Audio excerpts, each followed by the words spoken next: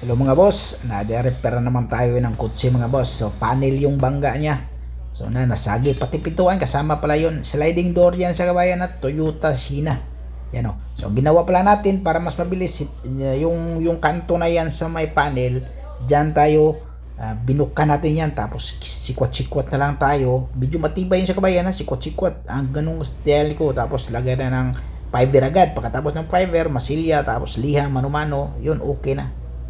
Tapos yan, alignment tayo sa pintuan. Sinama na natin yung pintuan kasi sumagi-sagi.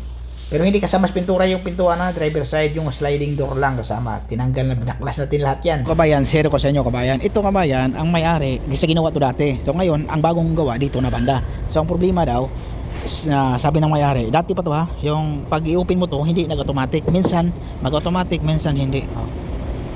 Automatic, okay. Minsan daw, hindi. Okay, yung automatic. Kasi ang nangyari kabayan, ito kasi yung lock kasi dyan, may lock kasi yan yung kabayan eh. Tapos hindi naayos paglagay, baka yun ang dahilan. Tapos yung isang dahilan ha, pakita ko sa inyo para makita mo. Pero hindi makita yung kabayan kasi cover to eh. Ito yung cover doon. Ito, pakita ko sa inyo ha. Itong titi-titi na to. Yan, yung medyo titi-titi na yan, nasa baba. Kita nyo, nasa baba dito, hindi pumasok siya dito, may gauge yan eh, automatic pasok yan. Tapos ito, so bali ito medyo nagtabingi siya. Tapos pangalawang reason na okay na yung automatic, walang problema.